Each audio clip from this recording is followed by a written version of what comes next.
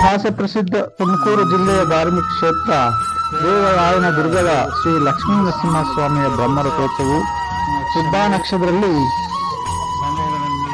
ಸುಮಾರು 2 ಗಂಟೆ ಸಮಯದಲ್ಲಿ ರಾಜ್ಯದ ಜಿಲ್ಲೆಯ ನಾನಾ ಭಾಗಗಳಿಂದ ಆಗಮಿಸಿದ್ದಂತಹ ಸಾವಿರಾರು ಭಕ್ತರ ಸಮ್ಮುಖದಲ್ಲಿ ಬ್ರಹ್ಮರಥೋತ್ಸವವು ಸಂಪನ್ನಗೊಂಡಿತು. ದೇವರಾಯನ ದುರ್ಗ ಇತಿಹಾಸದ ಹೆಸರಿಲ್ಲದೆ ಒಂದು ಅದ್ಭುತ ದಿವ್ಯಶಕ್ತಿ. ಸಾವಿರಾರು ವರ್ಷಗಳಷ್ಟು ಪ್ರಾಚೀನ ಇತಿಹಾಸವಿರುವ ದೇವಸ್ಥಾನವಾಗಿದೆ. ವಾಸ್ತುಶಿಲ್ಪ ದ್ರಾವಿಡ ಶೈಲಿಯಲ್ಲಿದ್ದು ಈ ದೇವಾಲಯದ ನಿರ್ಮಾಣಕ್ಕೆ ಮೈಸೂರು ಸಂಸ್ಥಾನದ ರಾಜರು ಆಸಕ್ತಿ ವಹಿಸಿ ನಿರ್ಮಿಸಿದ್ದರು ಮತ್ತು 1858ರಲ್ಲಿ ಕೂಡ ಗೋಪುರ ಹಾಗೂ ದೇವಸ್ಥಾನದ ನವೀಕರಣ ಮಾಡಿಸಿದ್ರು ಎಂಬುದು ಶಿಲಾಶಾಸನಗಳಲ್ಲಿ ಉಲ್ಲೇಖವಿದೆ. ಇದಕ್ಕೆ ಇತಿಹಾಸ ತಜ್ಞರ ಅಭಿಮತ ಕೂಡ ಇದೆ. ಕರಿಗಿರಿ ಕುಂಡಿ ಕ್ಷೇತ್ರ ಪರ್ಯಾಯ ಹೆಸರು. ಈ ಕ್ಷೇತ್ರಕ್ಕೆ ಕರಿಗಿರಿ ಕ್ಷೇತ್ರ, ಕುಂಡಿ ಕ್ಷೇತ್ರ ಎಂಬ ಹೆಸರಿನಿಂದಲೂ ಕರೆಯಲಾಗುತ್ತದೆ.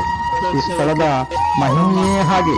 ಇಲ್ಲಿ ಭೇಟಿ ನೀಡಿದರೆ ಅಯಸ್ಕಾಂತದ ಸೇವಾ, ಪುರಾತನ ದೈವಿ ಲೋಕಕ್ಕೆ ಕರೆದುಕೊಂಡು ಹೋದ ಅನುಭವ, ಭಕ್ತಿ ಇಲ್ಲಿ ವಾಸ್ತವಿಕ ಹಾಗೂ ಭಕ್ತಿಯ ಪರಾಕಾಷ್ಠೆ ಅನುಭವ ಸೋಜಿಗ.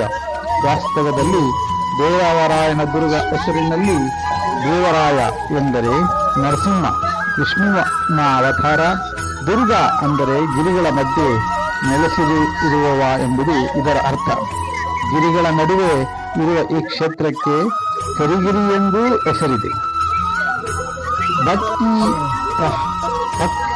ಭಕ್ತ ಪ್ರಹ್ಲಾದರ ಆರಾಧ್ಯವಿರುವ ಹಿರಣ್ಯಕಶಿಪುವನ್ನು ವಧಿಸಿದ ಶ್ರೀ ಲಕ್ಷ್ಮೀ ಸಮೇತ ವಿರಾಜಮಾನ ಶ್ರೀ ಸ್ವಾಮಿಯನ್ನು ಕಣ್ತುಂಬಿಕೊಳ್ಳಲು 2 ಕಣ್ಣುಗಳು ಸಾಲದು.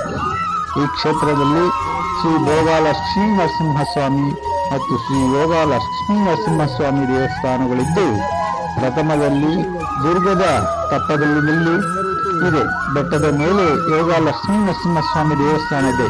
ಇಲ್ಲಿ ತಲುಪಲು ಸೂಕ್ತ ರಸ್ತೆ ಹಾಗೂ ಮೆಟ್ಟಿಲಿನ ವ್ಯವಸ್ಥೆ ಇದೆ.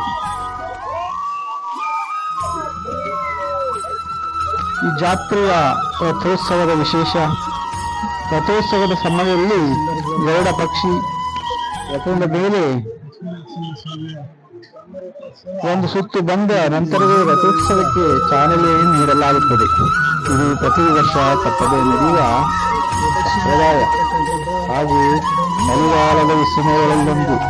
ಪ್ರತಿ ವರ್ಷ ಮಾರ್ಚ್ ತಿಂಗಳಲ್ಲಿ ನಡೆಯುವ ರಥೋತ್ಸವಕ್ಕೆ ರಾಜ್ಯದ ನಾನಾ ಭಾಗಗಳಿಂದ ಭಕ್ತರು ಕುಲದೇವರ ಮನೆದೇವರ ಜಾತ್ಸೋತ್ಸವಕ್ಕೆ ಸಾವಿರಾರು ಸಂಖ್ಯೆಯಲ್ಲಿ ಆಗಮಿಸಿ ಶ್ರೀ ಸ್ವಾಮಿಯ ದರ್ಶನ ಪಡೆದು ಪುನೀತರಾಗುತ್ತಾರೆ.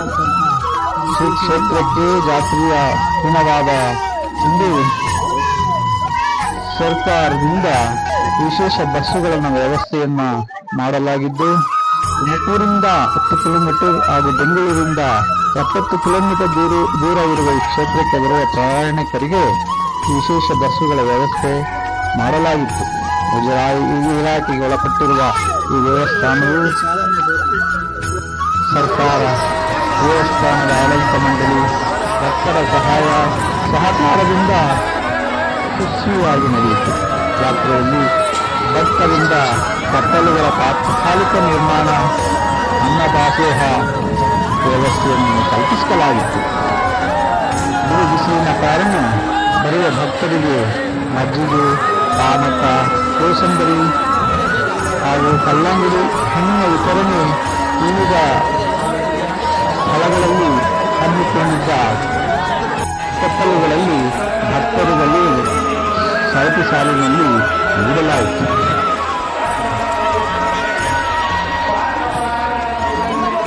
ಜಾತ್ರೆಯಲ್ಲಿ ಹರಿಗಳಿಂದ ಹರಿಸೇವೆ. ಭಕ್ತರು ತಮ್ಮ ಹರಕೆ ಪೂರೈಸಲು ಹರಿಸೇವೆ ಮಾಡಿಸುತ್ತಾರೆ. ಇದರ ಪ್ರಯುಕ್ತ ಹರಿಗಳು, ಭಾಂಗಿ, ಒಂದು ವಿಧದ ವಾದ್ಯ ಊದುತ್ತಾ ಜಾಗಟೆ ಬಿಡುತ್ತಾ ದೇವರಿಗೆ ಭಕ್ತಿ ಸಮರ್ಪಿಸುತ್ತಾರೆ. ಹಲಸಿನ ಹಣ್ಣಿನ ರಸಾಯನ ಶ್ರೀ ಸ್ವಾಮಿಗೆ ಇಷ್ಟವಾದ ಕಾರಣ ಇದನ್ನ ಧಾರ್ಮಿಕ ಕ್ಷೇತ್ರ ಪೂಜಾ ಕೈಂಕರ್ಯಗಳಲ್ಲಿ ರಸಾಯನ ಹಂಚುವ ಮೂಲಕ ಜಾತ್ರೆಯ ಯಶಸ್ವಿಗೆ ಮುನ್ನುಡಿ ಬರೆಯಲಾಗುತ್ತದೆ. ಜಾತ್ರೆಯ ಹಿನ್ನೆಲೆಯಲ್ಲಿ ಕಾನೂನು ಮತ್ತು ಸುವ್ಯವಸ್ಥೆಯನ್ನು ಕಾಪಾಡಲು ಆರಕ್ಷಕರಿಂದ ಸುಮಾರು 250ಕ್ಕೂ ಹೆಚ್ಚಿನ ಪೊಲೀಸ್ ಸಿಬ್ಬಂದಿಯನ್ನ ನಿಯೋಜಿಸಲಾಗಿತ್ತು. ಯಾವುದೇ ರೀತಿಯ ಕಾನೂನು ಹಾಗೂ ರಕ್ಷಣಾ